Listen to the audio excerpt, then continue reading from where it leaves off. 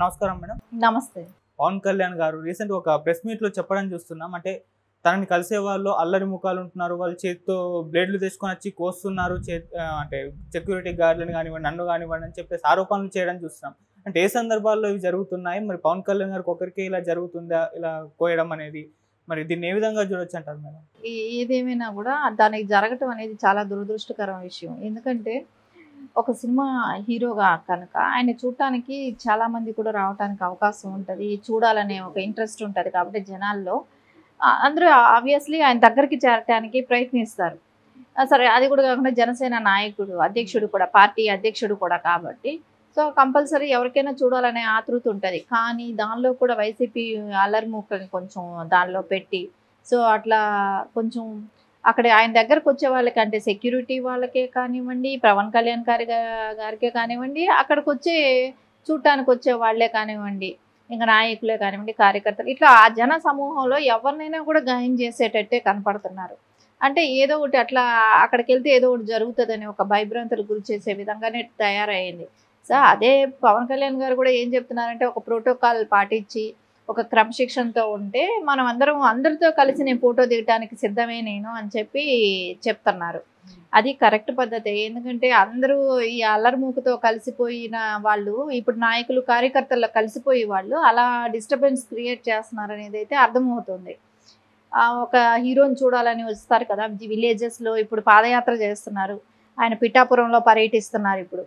So అక్కడ పర్యటించేటప్పుడు అక్కడ జనాలే కానీ జన సమూహం ఎక్కువే ఉంటుంది.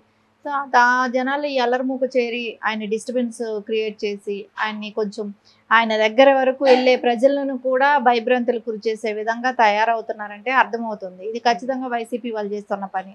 ఎందుకంటే ఏదైనా డిస్టర్బెన్స్ క్రియేట్ చేయడం వాళ్ళ పని కాబట్టి ఖచ్చితంగా అదే చేస్తున్నారు. అంటే ఇంకొంతమంది ఏ విధంగా మాట్లాడుతున్నారంటే పవన్ కళ్యాణ్ గారు అందరినీ కలవలేక ఇటువంటి వ్యాఖ్యలు చేస్తున్నారు. జస్ట్ ఎస్కేప్ అవ్వడానికి వాళ్ళ దగ్గర నుంచే. అలా ఎందుకు ఉంటుంది? ఎందుకంటే ఇప్పుడు ఆయన ఒక నియోజకవర్గంలో కంటెస్ట్ చేయబోతున్నారు. అలాంటప్పుడు అట్లాంటి ఆలోచన ఎందుకు ఉంటుంది? ఎంతమందిని కలిస్తే అంత వీలైనంత మందిని కలవటానికి వాళ్ళు ఎవరైనా ట్రై చేస్తారు. ఎందుకంటే ఎలక్షన్ బిఫోరు ఎంతమందిని కలిస్తే అన్ని ఓట్లు మనకు పడతాయి అనే ఒక అవకాశాలు ఉంటాయి కాబట్టి ఖచ్చితంగా వాళ్ళందరినీ కలవటానికే ప్రయత్నిస్తారు. ఏ నాయకుడైనా ఆ నియోజకవర్గాన్ని ఆయన కంటెస్ట్ చేస్తున్న నాయకుడిగా కూడా జనాల్ని కలవటానికే ఇంట్రెస్ట్ చూపిస్తాడు. ఇది ఓన్లీ అపోహ ఏంటంటే అపోజిషన్ పార్టీ వాళ్ళు ఏదో ఒక నింద క్రియేట్ చేసి ఆయన ఏదో ఒక రకంగా డ్యామేజ్ చేసి మిమ్మల్ని ఎవరిని అంటే ఆ నియోజకవర్గంలో అతను ఓడించాలనే ప్రయత్నం కూడా అనమాట. మిమ్మల్ని ఎవరిని కలవటానికి ఇష్టం లేక ఆయన కావాలనే అలాంటి నిందలు వేస్తున్నాడు. అందుకని మిమ్మల్ని ఎవరిని కలవటానికే ఇష్టపడిన వ్యక్తి రేపొద్దున మీకు మీ ప్రజలకు ఏం చేస్తాడు, మీకోసం ఏం పని చేస్తాడు, ఆయన రెగ్యులర్గా ఇక్కడికి వస్తాడా, ఇంక ఇట్లాంటివన్నీ కామన్ ఇవన్నీ చెప్తారు. చెప్పినా కూడా పవన్ కళ్యాణ్ గారు ప్రజల్ని కలవటానికేగా పిఠాపురంలో తిరుగుతున్నారు కూడా కదా. ఆల్రెడీ స్టార్ట్ అయ్యింది, క్యాంపెయిన్ స్టార్ట్ అయ్యింది. సో ఆయన చేస్తున్నాడు. సో ఓన్లీ ఆయన మీద అపోజిషన్ పార్టీ చేసే నిందనే ఇది. ఆయన ఎందుకు ప్రజల్ని కలవటానికే ట్రై చేస్తారు. సో లోకేష్ గారు కూడా చెప్పడం చూసాము. అంటే అటాక్స్ జరగబోతున్నాయని చెప్పి సెక్యూరిటీ పెంచుకున్నారు ఆయన. ఇప్పుడు పవన్ కళ్యాణ్ కూడా బహిర్గతంగా బ్లేడ్లతో ఇలా అటాక్ చేస్తున్నారని చెప్తున్నారు. అంటే వైసీపీ ప్రభుత్వం కంప్లీట్గా ప్రతిపక్షాల పైన అటాక్స్ చేస్తుంది అని చెప్పేసి వీళ్ళు పోర్ట్రే చేయడానికి ప్రయత్నిస్తున్నారా? అంటే జనాలకు పంపడానికి ట్రై చేస్తున్నారు. ఖచ్చితంగా ఏంటంటే మనము యువగళం పాదయాత్రలో లోకేష్ గారి మీద ఎన్ని పలు రకాల అటాక్స్ చేయటమే కానివ్వండి, ఎక్కడ నియోజకవర్గంకి ప్రాబ్లమ్స్ ఎదుర్కొన్నారు. సో వాలంటీర్లను కొట్టడమే కానివ్వండి, రాళ్లతో దాడి చేయటమే కానివ్వండి, వాళ్ళ క్యాంపు దీని మీద రాళ్లతో కొట్టడమే కానివ్వండి, వాళ్ళకి అసలు తాగటానికి నీళ్లు కూడా ఇవ్వనివ్వకుండా, అక్కడెక్కడ పొలాల్లో టెంట్లు వేసుకొని ఇవ్వకుండా, ఇట్లా చాలా రకాల బాధలు పెట్టారు కదా ఆ పాదయాత్ర నడిచినన్ని రోజులు కూడా. సో దానికి ఆయనకి ఇన్ని రకాల ప్రాబ్లమ్స్ చూసే జెడ్ కేటగిరీ వచ్చింది. అదేలాగా ఇప్పుడు పవన్ కళ్యాణ్ గారు వంతైంది. ఎందుకంటే మొన్నటి వరకు లోకేష్ గారిని ఇచ్చేశారు. సో ఇప్పుడు పవన్ కళ్యాణ్ గారు అంటే ప్రజల్లో కంటే ఇది వరకు వారాహి యాత్ర అవన్నీ బస్ మీద నుంచి చేయటం, కింద దిగకుండా చేయటం, ఇట్లాంటివి కొన్ని ఉన్నాయి, రెస్ట్రిక్షన్స్ కొన్ని ఉన్నాయి. ఇప్పుడు అది కాదు, జనాల్లో తిరగాల్సిన పరిస్థితి వచ్చింది పవన్ కళ్యాణ్ గారికి. ఇలా జనాల్లో తిరిగేటప్పుడు ఏమవుతుందంటే ఆయన్ని మీకు దగ్గరకు రావాలనుకున్న జనాలు ఆ క్రౌడ్ పుల్లిలో సో ఎవరు చేస్తున్నారో తెలియక అల్లరిమూకలు దానిలో చొరబడిపోయి సో బ్లేడ్లతో ఘాట్లు పెట్టడం ఇట్లాంటివన్నీ వాళ్ళ సెక్యూరిటీ వాళ్ళకే కానివ్వండి, పవన్ కళ్యాణ్ గారికే కానివ్వండి, ఇలాంటి ప్రాబ్లం క్రియేట్ చేస్తున్నారని తెలుస్తుంది. రేపు పొద్దున కామన్ ప్రజలు కూడా దానిలో ఉంటారు, వాళ్ళకు కూడా రేపు గాయాలు అవ్వచ్చు. ఖచ్చితంగా అయితే దీని గురించి ఏదో ఒక నిర్ణయం తీసుకోవటం బెటరు. అదే ప్రోటోకాల్ పాటిస్తూ క్రమశిక్షణతో వెళ్ళి ఎగబడకుండా కూడా ఒక ఫోటో దిగటము అలా చేస్తే బెటర్‌గా ఉంటది. అంటే మేడం పవన్ కళ్యాణ్ గారు ఈ విధంగా ప్రెస్ మీట్‌లో అంటే ప్రోటోకాల్ పాటించి నన్ను మీట్ అవ్వండి అని చెప్పడానికి ఎగ్జాంపుల్ చెప్పడానికి ప్రయత్నించారా? లేకుంటే వైసీపీ ప్రభుత్వం ఈ విధంగా చేస్తుంది అని చెప్పేసి వాళ్ళ గుట్టు బయట పెట్టడానికి ఇది చెప్పారా మేడం ఎగ్జాంపుల్? అదే వైసీపీ వాళ్ళు ఇలా చేస్తున్నారు. అల్లరి మూక ఇలా చేస్తుంది.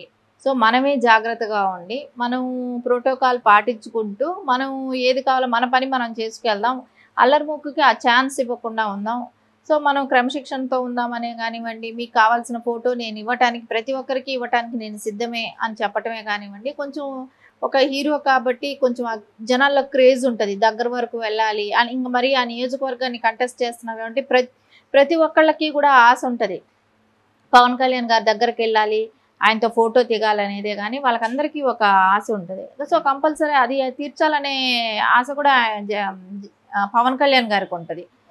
ఎందుకంటే మన కోసం వచ్చారు. మన నియోజకవర్గం, నా నియోజకవర్గం ప్రజలు వాళ్ళు, నాకు రేపు పొద్దున ఓటేయాల్సిన వాళ్ళు అనేది ఆయనకి ఖచ్చితంగా ఉంటది కాబట్టి, వాళ్ళకి కూడా ఆయన ఫోటో ఇవ్వటమే, వాళ్ళని దగ్గరగా కలవటం ఇవన్నీ ఆయనకి ఇష్టం ఉంటది. అందుకని ఒక క్రమశిక్షణతో ఉండి మనం ఫోటోస్ తీసుకుందామనే కానివ్వండి, ఒక పద్ధతి పాటించి ఈ అల్లరి మూకలకి ఛాన్స్ ఇవ్వకుండా అనేది ఆయన చెప్పడం జరిగింది. ఓకే. ఇప్పుడు మరి పవన్ కళ్యాణ్ గారు కూడా భద్రత ఏమన్నా పెంచుకునే అవకాశం ఏమైనా కనిపిస్తుందా? ఏమో సెంట్రల్ గవర్నమెంట్ చూస్తున్నారు కదా, ఇప్పుడు జరిగే ఈ చర్యలన్నీ చూస్తున్నారు కాబట్టి ఖచ్చితంగా ఇది ఇలాగే కంటిన్యూ అయితే ఖచ్చితంగా పెంచాల్సిన అవసరం కూడా ఉంటుంది. అంటే అక్కడ పార్టీ ఏదైనా అవనివ్వండి, పర్సనల్కి ఎవరికైనా ఒక పొలిటీషియన్కైనా ఏ పొలిటీషియన్స్కైనా కూడా సో అపోజిషన్ వాళ్ళు ఇలా దాడి చేయటం అనేటప్పుడు ఖచ్చితంగా వాళ్ళకు ప్రొటెక్షన్ అనేది అయితే కంపల్సరీ కల్పించాల్సిన అవసరం అయితే ఉంది.